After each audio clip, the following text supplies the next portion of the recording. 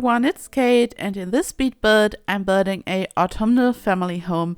It's Spooktober and it's autumn, my favorite season, so I felt like making a autumn family home. A few weeks ago I already announced that I would make a autumn kind of build, but then I kind of got carried away with some other builds and I made one specific Halloween build that was inspired by The Nightmare Before Christmas, but I did not make a simple autumn kind of house. And this house is decorated for Halloween, so in a way it is a Halloween build. At least your Sims are ready to celebrate Halloween after moving in. And there's nothing really spooky about this build. The only thing that is slightly spooky is that you might have to pick your favorite kid, which is a creepy thought to me because one kid's room is smaller than the other one. I'm exaggerating. I mean, one room is smaller, but it's not that bad. It's not that there is some kind of Harry Potter situation going on, which would be very sad. One room is just slightly smaller, as you're going to see, which is perfect for a nursery, or I don't know, just you just have to pick one kid that is in the smaller room, I guess. In my Sims world, autumn has arrived. Some of the leaves have turned brown, but it's not like full on autumn yet. So I decided to use the trees that came with the Cats and Dogs expansion, because you can simply pick the color and the red ones make it look like autumn all the time. So no matter when you are placing the lot in your world, it always looks like autumn, which makes sense because it's an autumn build. But of course you could simply remove the trees and the pumpkins that I'm going to place later, so you can use this lot at any time of the year in your Sims worlds. I mean, when you think about it, what is a autumn build? Of course I used a lot of warm colors, but when you remove the pumpkins and the trees, it's a build that you could use for any time of the year, so you could use it whenever you wanted to. We are only a few minutes in and I'm realizing that if I had eaten a piece of candy corn every time that I said autumn or autumnal, I would probably be dead by the time Halloween arrived. In my The Nightmare Before Christmas speed build, I talked about candy corn, and some people educated me that indeed kids usually don't enjoy candy corn. Even though it's such a popular Halloween candy, it's not the most liked one. And someone told me a recipe for candy corn. It's so easy to simply make your own candy corn. You can even use funny molds to make it Halloween themed, and there are not many ingredients used for it, and maybe I'm going to try it, and if I should try it, I'm going to tell you how it turned out. As you can see, I finished building the actual house and started to work on the facade. I added a lot of details, which is something that I love to do. And I used the flowers of the jungle pack in the color red because it goes so well for a autumn theme. And I used the shelves that came with Get Together in this stunning brown color. It goes so well with the wood that I used for the facade. And I simply added them underneath the windows. They almost look like friezes, and I just think they make it look a little bit more unique. And here I'm working on a curved path. I simply used the terrain paint tool to create a curved shape, and then I'm using a debug object that looks like a brick to simply frame the path, you could say. If you want to use this object, you simply have to open the cheat console, enter testing cheats, enable true, and then you enter bb.show hidden objects, and it's a base game object, so you can filter for base game if you want to find it quickly. And then you simply place it in a way that makes it look like a brick. I don't even think it's supposed to be a brick. It looks like a sandbag or something. I'm not even sure. There is a white one available and a light brown one. I'm using the brown one because it goes so well with the other colors, and I used a lot of them to frame the whole path. Another way to create a curved path is by using rounded foundation. I made a tutorial about that if you want to check it out, but I decided to have a raised foundation for the house, so I could not use this technique because as of now it's impossible to lower or raise individual pieces of foundation, so all foundations have the exact same height.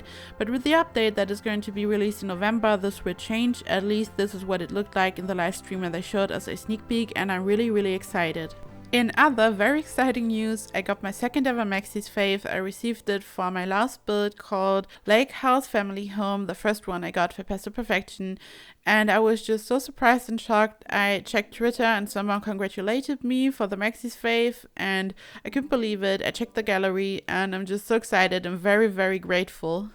As you can see, placing all these bricks, let's just call them bricks, is a pretty tedious task, but in my opinion it's so worth it because you can create beautiful paths and patches with them. What I would recommend is placing them pretty close to each other so you don't have any gaps in between them, or not any huge gaps. And I'm also holding down Alt so I can slightly rotate them, and this way I have a very natural, beautiful looking curve. The flowers that I'm using here for the little patches that I created are actually base game flowers, and I just love them so much. They have this beautiful, stunning old pink, and I chose them because it's a warm, wonderful color which goes so well with a autumn build, but I didn't want to go overboard on other reds and oranges and browns, so I thought that this beautiful old pink would just be perfect to balance out the colors, and it just completes the front of the house in my opinion. And of course, pumpkins are a must. I added a lot of them. I tried not to go overboard. I mean, there are many of them, but I tried to make it look balanced. And as I said, I wanted to make a autumn build, but I also wanted to include some Halloween elements. So it's a family home that is decorated and ready for Halloween. The pumpkins came with the spooky stuff pack. I used the debug cheat bb.show hidden objects again, so I was able to place the uncarved ones and also the one with the spooky little faces, and I think that they just look so stunning. And I decided to just have a little dead end at the end of this path. I added a tree and a bench. I just wanted it to be a beautiful little place where citizens can hang out and enjoy the view, because it's certainly a beautiful neighborhood. And also I just love how the front turned out, so I wanted to include a bench and keep it simple so the path itself is not connected to the back.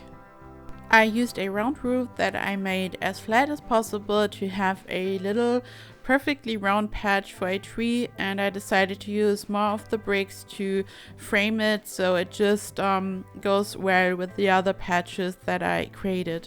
Talking about Halloween, I feel like I'm going to be haunted by these bricks because they used so many of them. I'm going to have nightmares about them. No, I'm just kidding. I think that these are so stunning and they can be super helpful, but it can be a little bit tedious, not only because they are small. I actually sized them up. They are originally even smaller, but also because when using a debug object, you can't copy them, so you always have to go back and search for them, and sometimes you even have to re-enter the cheat, but it's worth it, as I said. As you can see, I added a little patio to the back. I think that this house in general turned out super cute. It has 3 bedrooms, 2 kids' rooms, 1 master bedroom, 2 bathrooms. It also has this beautiful patio and a small garden, so it includes anything that you would need for a traditional family home. It also has a very classic garden in the actual sense. I'm going to add a swing set and monkey bars. For some of my builds, I did not include a traditional garden, and I did a lot of landscaping around the house, so technically the whole landscaping around the house was the garden, but I really love that this house has a very classic garden, especially if you have some kids. It's super cool. And now starting to work on the interior. This is the first build that I did on this channel where I decided against a open kitchen. The kitchen is its own room, I guess you could say. And for the interior, I decided to use a lot of warm colors, so it looks like a autumn build. I specifically decided to use a lot of orange and yellow. But for the walls, I decided to use a brown that is more on the cooler side, because I did not want the whole build to be too busy on the eye, and there's so much going on with all the orange and the yellow that I didn't want to go overboard on the warm colors. I mean, brown is a warm color, but it's on the cooler side, as I said, and this way it's all balanced. I also decided to use some furniture pieces that are white, and this way it's again a little bit more balanced. The little cupboard, for example, that is part of cats and dogs, and some of the lamps, and just small little details, so it all looks nice and balanced. While I decided to not have an open kitchen, the office is an open space basically. It's connected directly to the living room, and again, I decided to use some white details, the desk for example, so it all looks nice and balanced. I used even more bright pale colors for the bedroom, as you are going to see, and I think it's just a perfect family home. The bathroom at the bottom is very big, as you will see. There's a lot of space. You could probably even divide it and make two out of it if you wanted to, but I think that 2 bathrooms, one at the bottom, one at the top, is just perfect for a home like this. Also, I started watching Disenchantment. At first I wanted to start watching the new American Horror Story season, but then I kind of started watching Disenchantment, and so far I'm really enjoying it. I'm a huge Simpsons fan, and Disenchantment is by the creators of The Simpsons. I grew up watching The Simpsons, and I definitely prefer the earlier seasons.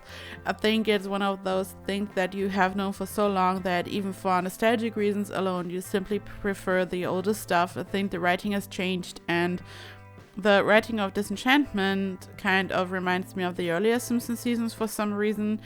It's definitely a little bit more crude than The Simpsons, but for some reason the humor reminds me of the earlier Simpsons seasons. And for the kitchen I used the same orange curtains that I used for the living room, just so I stay within one theme, and the orange is just so perfect for an autumn build. The kitchen is part of the Parenthood pack, and I said it before, I love this kitchen so much. It's so versatile. I also used it for poppy fields in the blue version. Depending on the color that you choose, it just looks so different. I really love this kitchen. And the white countertops again just balance out the warm colors and just make it look more balanced. I really love how the kitchen turned out. As always, this house is available in the gallery. You can find all the information in the description box. I also added a list of all the packs that I used, and I am playtesting all my lots to make sure that nothing is blocked, that your Sims can use the house normally, and I'm also placing the lot once to make sure that nothing disappears, which can sometimes happen when you are elevating objects because they basically come crashing down, and I make sure that nothing like this happens and you can safely play with this house. I think a cute little feature about this house is the little side entrance. I simply added a chess table and a sofa, but I just think that it looks cute and it looks realistic. Same goes for the door that leads to the patio. It's connected to the kitchen because it's a little barbecue area, and I think it always makes sense to connect a patio to the kitchen. And here I'm working on the office that I mentioned earlier. As I said, it's connected to the living room, which is so cool, I think, because it can be annoying when your Sims spend too much time at the computer, which is ironic because we all love The Sims and probably spend too much time in front of the computer. But I think that when you connect the office to the living room and other Sims are around that are living in the house, for example, they can just go over and have a conversation. And I also added 2 armchairs right in front of the desk. I love to do that because first of all, I think it looks great. It looks like a proper office where you have a desk where someone sits, and then on the other side you have armchairs just in case they have a conversation, just some kind of business setting.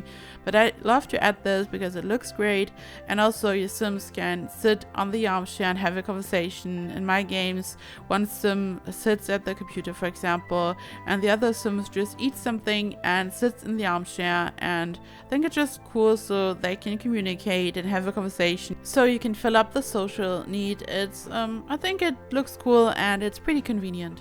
For the bathroom, I used the counters that are part of the jungle pack, and I placed the bathtub right in front of a wall that has another color. This way it stands out, and I just thought that it would fit perfectly to the floor plan of that room. The position of the wall just called for the bathtub to be placed there, in my opinion. I think it looks super nice.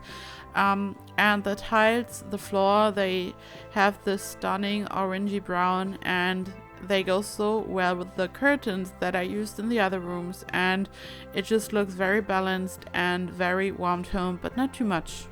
I really love how the bedroom turned out. I decided to use another color for the wall in the center, so the bed directly stands in the center and just pops a little bit. I decided to do the same for the girl kids room, as you will see, And the other room is slightly smaller, as I mentioned in the beginning, but as I said, it's not some kind of Harry Potter situation. The room is not super tiny. A kid does not have to sleep underneath the staircase, I promise. It's a perfectly sized home for a family with 2 kids or even more. I mean, I wouldn't put a second kid in the smaller room, but you could definitely do that for the other room that is girl themed at the moment. Of course, you can change the colors. I just love to oftentimes include a pink and a blue room just so I have everything covered, but you can change things up if you would like to do that. I also don't think that pink is specifically a girly color and that blue is a color for boys or something. When I was growing up, I loved to play with my Barbies, but I also enjoyed dinosaurs so much, so it was kind of the best of 2 worlds, and I never thought that something has to be specifically female or male when it comes to colors or toys or stuff like this. I just wanted to keep it very basic and default, so you can simply choose what you like. And yeah.